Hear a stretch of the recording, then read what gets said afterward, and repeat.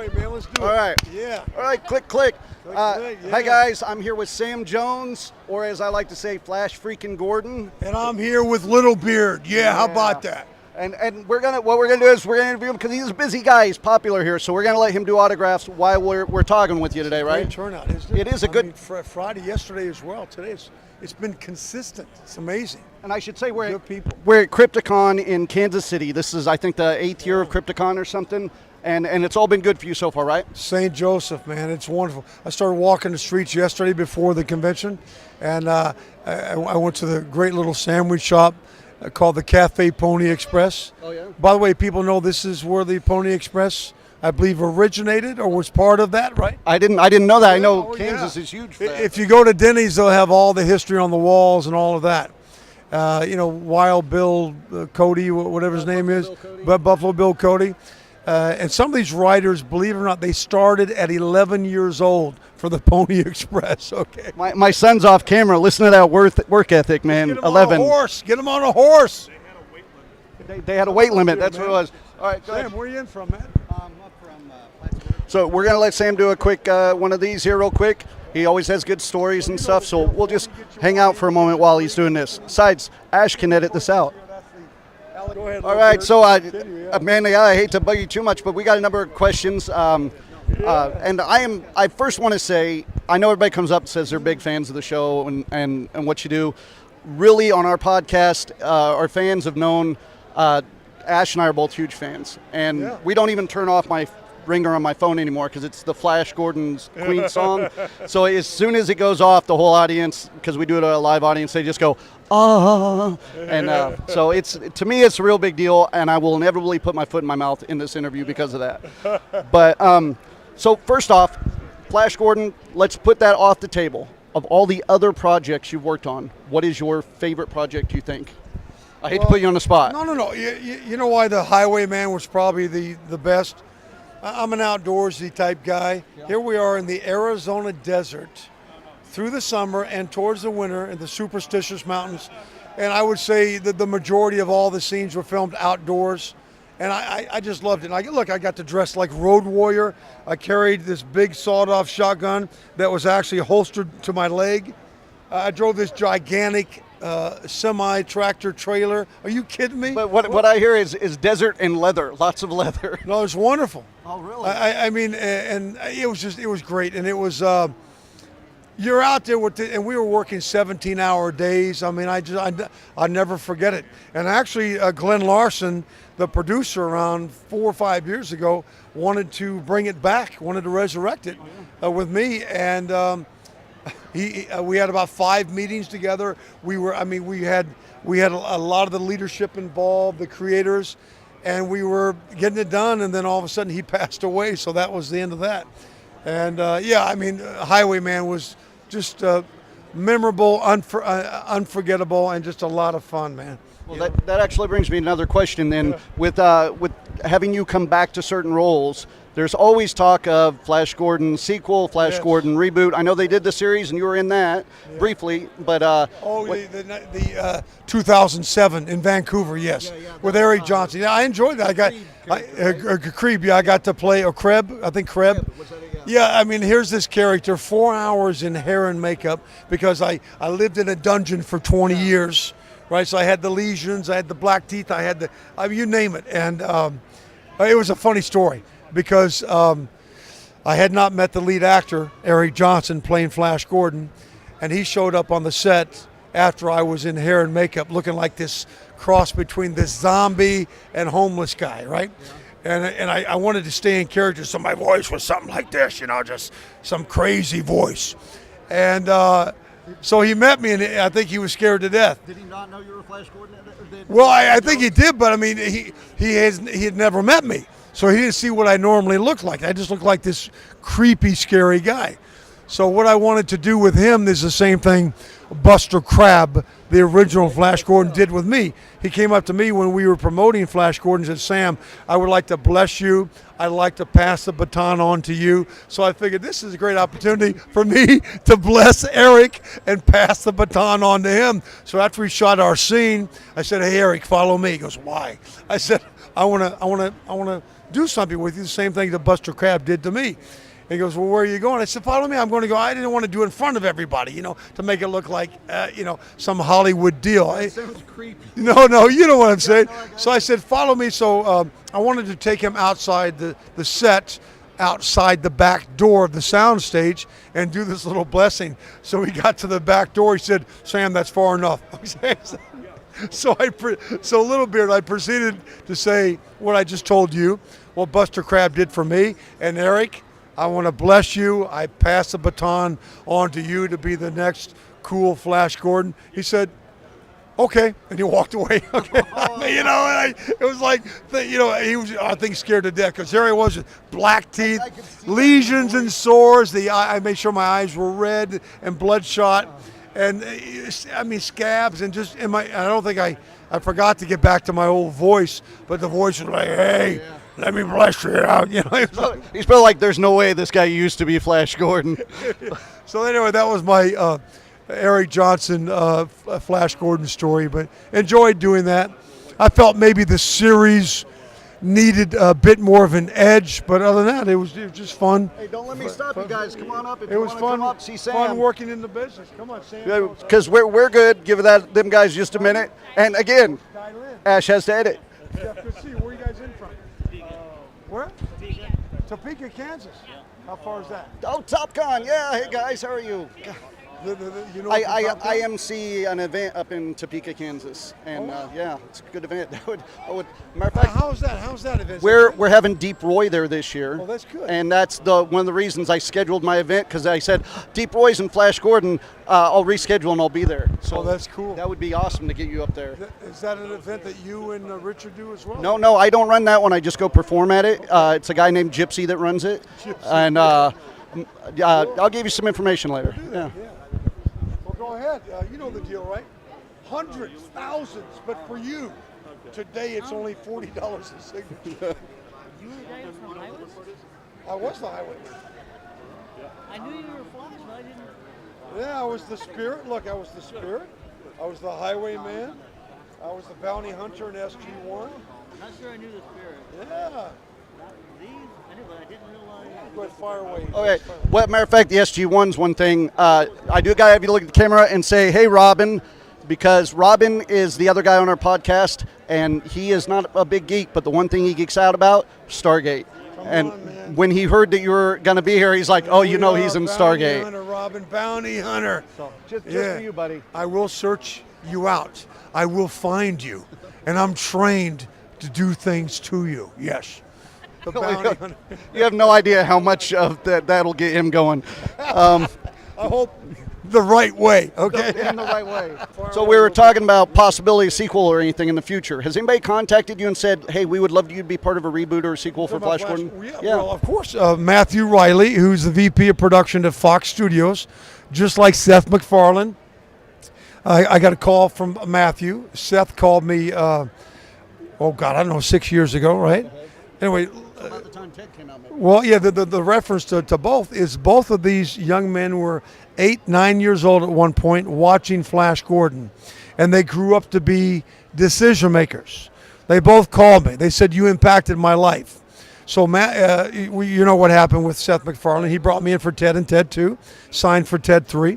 Which I will say justified all the geeky Flash Gordon fans out there everywhere. So. Yeah, and Matthew Riley, being a VP at Fox, acquired the screenplay rights about 2.5 years ago. It's been in development at Fox for 2.5 years. And John Davis, the senior producer, who's huge, actually talked to me about 2 months ago, said they are still a year away. In development. And usually, as you know, a little bit, when you hear the vernacular development, that usually means you don't have the money yet. Yeah. But when you're talking Fox Studios, come on. If I had $100 for every time somebody says this is going to happen and it doesn't, I could make my own movie. So, I mean, I tend to lean on it will happen because, again, Matthew Riley has a personal touch to this. I hope it happens. If not, I hope to be in a position one day to acquire the screenplay rights and pick up the option, get it done. Do it yourself? That would be come on, man. Unbelievable. All right, I'll try not to keep you too much longer. They've stolen my notes, but that's all right. I don't need them. Here. No, I'm good. Aren't they here? No, I'm good. Okay. Oh, Crypticon. That's, yeah. yeah. That's where we're at. So, I've had to do that. I've been in the middle of a Q&A panel, or I walked on stage at a Q&A panel, and I went to say, it's good to be in, where the heck am I? No, I've tried, every weekend, come on. I thought, where in the world am I? And then I said, oh, it's just good to be with you guys. And I'm thinking, where am I? Wait, what city am I in? Buffalo. Yeah, no, we're in San Joseph, Kansas City, Missouri. But yeah, here people come up and it's like, oh, do I know you from a con or was it from Walmart? I'm not quite sure. So, yeah. Let's see, a couple other questions. And this is something personal I've wondered about Flash Gordon. I do a pirate show and people always come to me and just go, "Arr," or "Why is the rum always gone?" And it's really old. Is there a Flash Gordon quote that you have just heard so many times, like if I hear it one more time, like Gordon's alive or something? No, I love it because that's Brian Blessed. Yeah. But death to Ming is kind of cool. What else? But there's not one that just gets you. No, you mean bothers me? Yeah, that you've heard too many times. No, because it's kind of cool that they. I mean, my God, we filmed this. Little Beard, we filmed this 38 years ago. Yeah.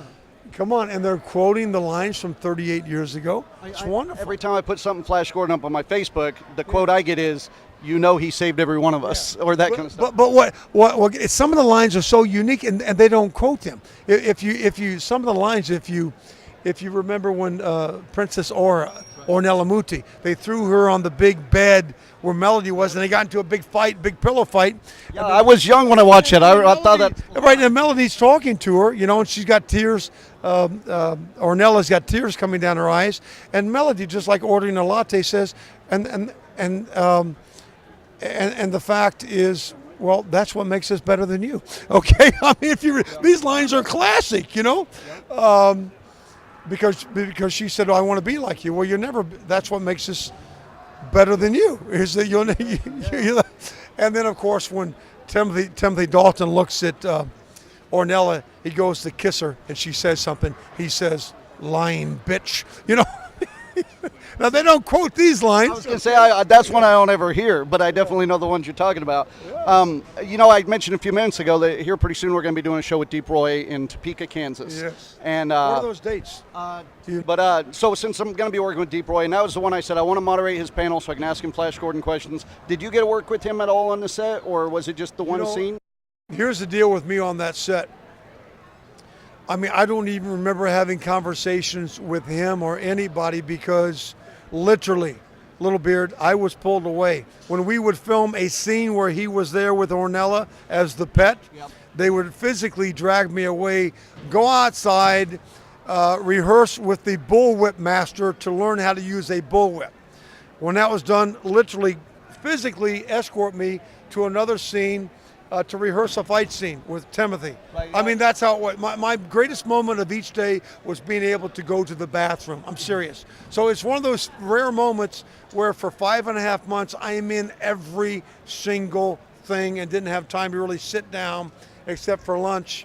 I don't remember. And when you talk to Deep Roy about this, ask him the same thing.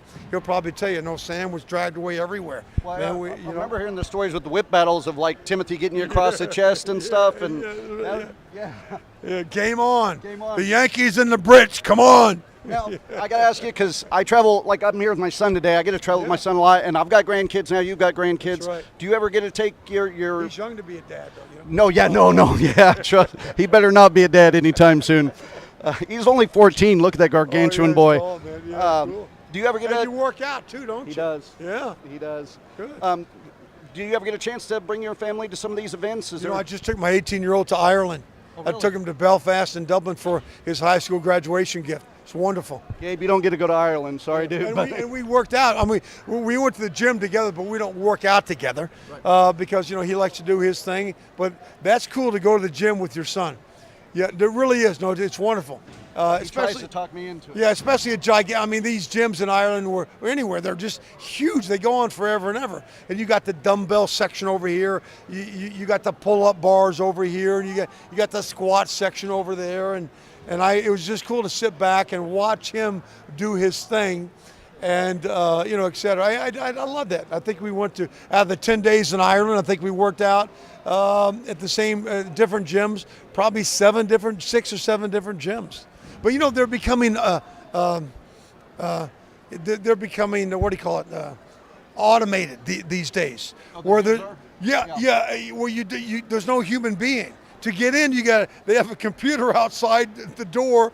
You got to press in, click in all your personal info, give a credit card, and then buzz, the door opens. It's crazy. We've run into some stuff like that at some of the hotels. Like we'll go to an event, and then I'll get to go perform, and then he goes and works out in the gym, and he'll say that you put in your key code and you go in, and it's just you. That's how it is nowadays, right? So less people, more robots. So geek-wise, you get to go to all these events. Do you ever get to go to an event and you go, man, I'm just really hardcore geeking out about meeting this celebrity or this? Like, is there a My Little Pony table you just love or something? Something like that? They have the furry cons too now. Oh, yeah. They have the My Little Ponies, they have the furries, they have the steampunks, they have the anime, they have the sci-fi, they have the Comic Con, they have the fantasy, they have the horror, which is great. And thank God Flash Gordon comes under sci-fi, fantasy, horror. Right. So it covers all. And comic books too, of course, because the origin. Because I actually met Manu Bennett. He and I kind of hit it off really well. I was watching Spartacus. Remember him? Crexus, the second lead, great guy. Interesting background. Trained rugby player at the same time, ballet trained. Maori guy, okay, really unique character. That was cool to meet him. I met Jason Momoa recently, who did the Frontier and what else? He's our new Aquaman. Yeah. He was kind of cool, big. And then of course bumping into Chuck Norris recently. I think I was in Houston or wherever I was recently, a Texas town, and I literally. Now I did 3 or 4 episodes of Walker, Texas Ranger, but I have not seen him in 25 years. So I came in behind the curtain at his table, and his wife actually escorted me in, and to see his line of 500 people, his photo op was 1,000 people. Wow. 1,000 people, and he just grabbed me and hugged me and said, "Sam," and he told me, he said, "It's been 25 years since we've worked together." I said, "Oh my God," he remembered, but he was really cool. Yeah, Chuck Norris is really cool guy, and I like how he protects himself and protects his marriage. When he gives his business card, there's his name, and the number is his wife's number. I loved it, man. It's great. Yeah, I normally, like, if I have to wear my wedding ring or something, a lot of times I don't wear it when I'm doing shows, but people come up and talk, you'll literally say, like, careful what you say, she has microphones in this, or something to keep that level there. Let's see, I can't think of much else. I did want to ask you, have any new projects going on? You're working on a documentary? I did 3 films last year. A 4th one is this ongoing documentary on my Strange, it's about you. It's called Life After Flash. So we've had a UK film crew been shadowing me for 2.5 years. They want to get it cut and out late this year, but you know what? I'm serious, Little Beard. I want to see this go on for 20 years. No, really. They're just following you for 20 years? No, because it's, I didn't know in the beginning, you don't write the script to a documentary until you're done filming. So what you capture on film is magic. You never know what you're going to, like we never know what we're going to get here. And when they interview your family, your friends, other directors, the fans, it's unique. So I would like to see that go on. But 3 other films, I just did another one. Last year I did Accelerator. I played the hitman, really cool. I did another comedy spoof about the 1980s kung fu movies, and everybody who's a martial arts star from the 80s is in it, except Jean-Claude Van Damme. However, his daughter is the lead actress, Bridget.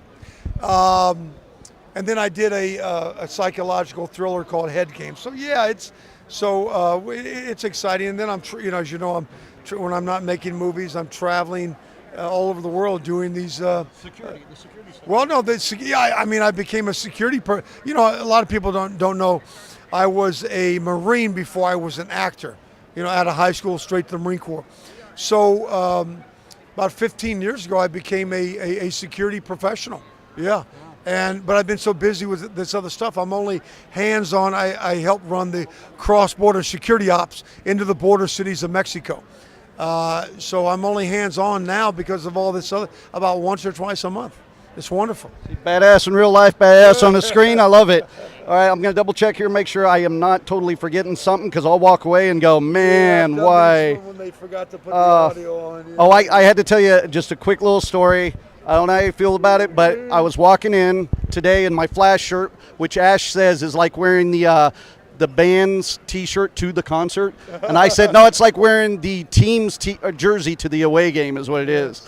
But I'm walking in, and they're outside signing petitions for local political things, and a girl stops, comes over, doesn't ask me to sign a petition. She just goes, is he here? And I said, what? And she goes, is he here today? I go, oh, Sam Jones? And she goes, yeah. And I said, yeah, I'm going to go in and talk to him here pretty soon. And she goes, I loved him in Playgirl. That picture with the van was just so, and I'm feeling awkward. And I was like, yeah, that was a great picture. I didn't know why I did that in 1975. My hero, the iconic legend in the 70s, Burt Reynolds, posed for a Cosmopolitan magazine. So that's your geekhead. If you met Burt Reynolds stuff, I said if he could pose, in his skin, then I think I'll do it. And so I did it as not as a tribute to him, but I did it because he did it.